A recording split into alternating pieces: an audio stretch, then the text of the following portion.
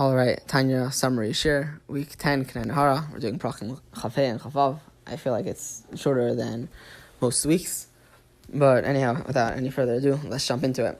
So, the Alter Rebbe says that now, after everything that we've discussed until now, we're able to understand, practically speaking, why it says in the Pasuk, Kikari velecha hadavar me'id, that the matter is very close to you, in your mouth and in your heart to do it. The Alter Rebbe says, what's the me'id? He says because it's completely certain, without a shadow of a doubt, that every person has the ability to remove the ruach shtos, the folly, the thing that's holding them back intellectually from appreciating what's going on when they do an avera. Every person has the ability to take that away and to arouse within themselves the love which is hidden in their heart, which every Jew has. The Alter Rebbe says this is what it means when it says in the pasuk that you should do it in your heart. It says this includes also love of Hashem, that a person doesn't want to be separated from the oneness of Hashem, even if it means to literally give their life, and even more so when it comes to not literally giving your life. And the Alter Rebbe says this is the case even with averis, which are not as stringent as avodah zarah or anything like that. When a person appreciates that it causes some kind of separation on some level between them and Hashem, the person is always able to turn away. The Alter Rebbe says even someone that does an avera, and they say echtav ashrav, I'm going to do an avera, and I'm going to do that avera having in mind that I'm able to do tshuva after. Which it says about such an avera, that they don't give him the ability to do tshuva. The Alter Rebbe is medayek in the Lashon of the Gemara. He says, don't say that this person is not able to do tshuva, that this person is stuck in their avera. The Alter Rebbe says that it means they don't help him out. Because really, when a person does tshuva, Hashem is always looking for people to do tshuva. And to that end, He always gives them auspicious times that they should be able to be aroused in their tshuva. The Alter Rebbe says, for this person, Taka, because he relied on the fact that every Jew could do tshuva no matter where, no matter when, they don't give him this auspicious time, they don't give him that push. But the Alter Rebbe says in Dacha Kasha, that if the time is pushing him, that he knows he needs to do tshuva, if not now, then when? Or if you want to understand the Dacha Kasha, that it means that the urge to turn back to Hashem is so strong, but ultimately a person is able to return back to Hashem no matter what, even if they did an Avera, having in mind that they're going to use their ability to do tshuva to come back from doing the Avera. So there's always a way to come back. The Alter Rebbe says that not only is this the case with avoiding mitzvahs leisaseh for a person to turn away from doing averos, but it's also the case with doing mitzvahs aseh, to have zizos and doing mitzvahs, and to whatever it may be, whatever the challenge may be. Sometimes it's getting out of bed in the morning. Sometimes it's just doing the right thing. It takes a lot of guts, but whatever it is, a person is able to arouse within themselves that they want to have that connection to Hashem. Because really, all of these things are all much lighter than the idea a person would give their life for Hashem. A person would give anything that they have for Hashem. So this isn't the thing that, to not get out of bed in the morning is obviously if you would die for it, you have enough motivation to get out of bed. It's only a ruach shus that stops. But even for a kum v'aseh, even to get up and do something, it's not just the concept of sitting around and avoiding it, but it's also the concept of you're able to push yourself to get up and to do it. The Alter Rebbe explains, Taka, the only reason why we're able to have that a person is sometimes in this level of being separated from Hashem, because I think I was married to someone that commented on it privately, but the reason why you're able to have that sometimes a person is taka seemingly disconnected from Hashem is because we have the limitations of existing within time, that sometimes we have the full expression of who we are and sometimes we don't. And as far as Hashem goes, He always appreciates us for who we are. Above time, obviously, you don't have the differences that sometimes a person is doing the right thing. Hashem focuses on the ultimate of who we are, because there is no limitation or distinction of different parts of time by Him. But as far as we go, Taka, you have this kind of distinction. To that end, ultimately, when a person does tshuva, and ultimately when a person starts doing mitzvahs again, and stops doing various v'hulu, what happens is Hashem takes him back right away, because as far as Hashem goes, it's always been the same. He always has that connection with the person. And the Alter Rebbe says this is why Chazal established the bracha of Slach Lanu for a person who has bittul Torah, which is the most common mitzvah say to be nullified, to not be performed throughout the day. But ultimately that a person is always forgiven, and it says about a mitzvah say, especially you have things like limud Torah that you could do all day, that when a person does tshuva, they don't leave from the spot that they're standing on until they're forgiven from whatever it is that they avoided doing when it's mitzvah say. For let's say it says until Yom Kippur, but for mitzvah say, things that we should be doing all day, it's not causing any blemish. Just Hashem wants us to return to Him so that we could continue to appreciate our relationship, which, by as far as He's concerned, is something which is everlasting. The Alter Rebbe says this is not considered echtav ashav, that a person knows that they're going to be doing averis throughout the day, and they know that there's going to be bittul Torah or whatever aver it may be throughout the day, and yet a person knows that later they're going to say slach lanu, and they're going to ask Hashem for forgiveness. The Alter Rebbe says this isn't echtav ashav. Hashem obviously wants it to happen, and Elamai, what is it? We're human beings. We're normal people. We know ourselves, and we know that sometimes we're just not able to learn Torah all day. What makes it echtav ashav is if a person relies on the fact that they're able to do tshuva, to do the avera. But over here, we're not relying on anything. It's just part of life is that, unfortunately, we're not able to chap every mitzvah. But that's not a reason to not be connected to Hashem constantly. As far as Hashem goes, the connection is constant. And as far as we go, we just need to get back into that connection, to leave whatever it was that was hindering the connection, to get right back into it. The Alter Rebbe makes one comment at the end of Paragraph A, which is that this is the reason why Moshe Rabbeinu told particularly the generation that was going into Eretz Yisrael about the mitzvah of Kriyas Shema. And particularly that when a person says Kriyas Shema, they're supposed to have in mind that they're willing to give their life for Hashem. And the Alter Rebbe says, but Hashem told them when they're going into Eretz Yisrael that they don't have anything to fear, because the fear of them is going to be on all the nations. So what does it matter if they have Mesiras Nefesh, if they're arousing Mesiras Nefesh? The Alter Rebbe says, no, it's particularly they were going into a place where they're able to get disturbed from all of the Avodas Hashem. And the point of every mitzvah is that we're supposed to be able to have that connection with Hashem. So yeah, that's taka the time that you need to start talking about Mesiras Nefesh, because Mesiras Nefesh is the key to performing every mitzvah and never getting thrown off track. So that's the end of Paragraph Hey. Adon Alach Miras Hashem.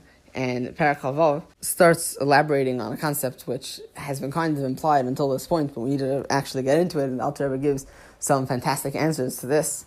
But the question of, if it's so true that we really have that constant connection to Hashem, and that really, as long as we focus on this, we should never get thrown off track. So if that's the case, why is it so hard? Why is it that we're constantly, we have our struggles, and I can't speak for everyone else, but at least I know for myself, I do things not the way that they should be all the time. So why is it, if it's really just so simple, think about how you'd give your life for Hashem, and then you should never be able to do any avera. So how is it? So the Alter Rebbe says there's taka things we need to contemplate. The Yetzer Hara has a lot of tricks, and when you think about things in the right way, you frame them in the right way, that's how you're able to overcome it. And the Alter Rebbe gives the Rashi Prakim, the beginnings to all of the ideas that a person could think about to overcome all of the negativity of the Yetzer Hara. And in Paragraph Vav, he starts this, and this is going to go for a good number of chapters. So, the Alter Rebbe starts off Paragraph Vav by saying that it's known that when two people are wrestling, even if they're evenly matched, if one person is being lazy, then they're not able to win. The person who's not being lazy is going to be able to win, which seems very obvious. The Alter Rebbe says that this is one of the main ways the Yetzer Hara gets a person. The Yetzer Hara tries to make a person feel sad, tries to make a person feel dejected.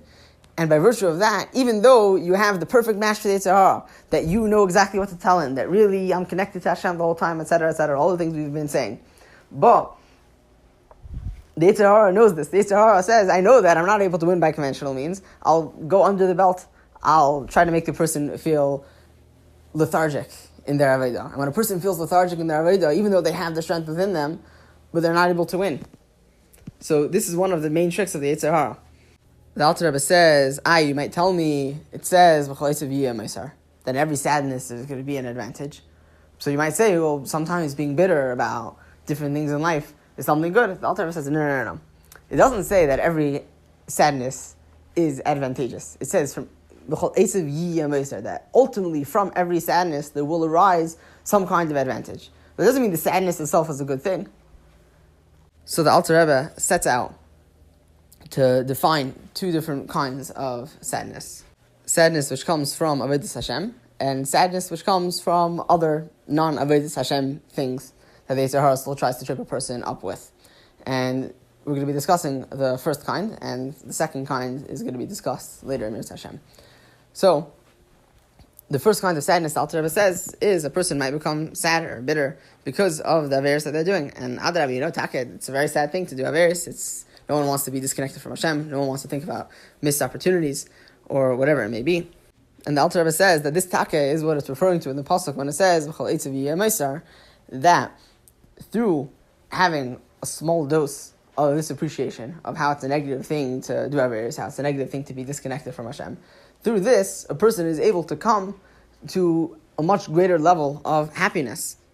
that when a person contemplates the idea, these are going to be things which are discussed in later Prakim Hashem, but when a person contemplates how even though things might be negative, things might be sad, or things might have been bad, but ultimately a person is still able to be connected to Hashem throughout it all, notwithstanding the lowliness of the situation, which again is going to be something we're going to be discussing in later Prakim Hashem, that's able to bring a person to a much greater level of happiness, and it's good and it's important to take a time to do this. The Alter Rebbe suggests Tikkun Chatzos. This is a classic thing people were doing for centuries before the Alter Rebbe already, to contemplate the Averis a person has done. He says this is why the Arizal established saying Kapitel Nun Aleph, which is a kapitel that David HaMelech wrote after his Aver with Bathsheba, and he expresses a lot of these ideas in that kapitel. The Alter Rebbe says this is why the Arizal said to say this after Tikkun Chatzos and before the learning that comes after Tikkun Chatzos.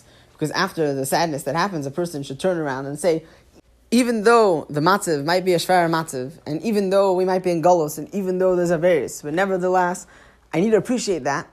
And Taka should be something that causes a little bit of sadness, but ultimately then, I turn around and I say, Hashem is still with me, even in this sadness, even in this darkness, even in this lowliness. And through that, a person is able to come to a much greater completion, a much greater happiness, by saying that there's literally nothing that could get in the way of my relationship with Hashem. And this is a good way to throw off, in a sense that sadness from Averis or Sake, it's a sad thing to do on Avera, but not to get dragged down by it. This is honestly one of the best pieces of advice for dealing with Averis and dealing with Tshuva, B'chlal, to be able to say that it's good and it's important for me to feel that this is the negative thing, but it doesn't need to be every moment of every day. It needs to be Thursday nights, you sit down with a pen and paper, you do a cheshbon nefesh, and you appreciate the negativity, and then you use that negativity as a springboard into positivity. If the negativity isn't a springboard into positivity, you're doing the negativity wrong.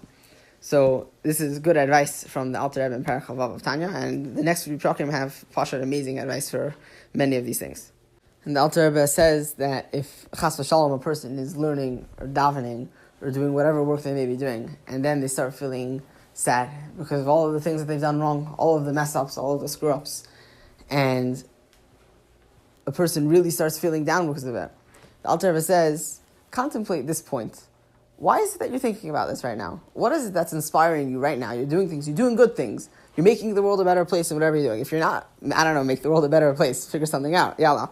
But if you're doing good things and you stand to gain absolutely nothing by starting to feel sad or miserable, then why are you doing it? What is it that's inspiring you? The Alter Rebbe says, realize that's the Yetzer Hara trying to get you.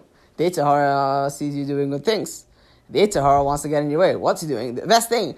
Oh, really? You care so much about Getlichkeit, you care so much about godliness, you should feel miserable about that Averis. That's what the Yetzer Hara is trying to do. He says, tell the Yetzer Hara, not right now.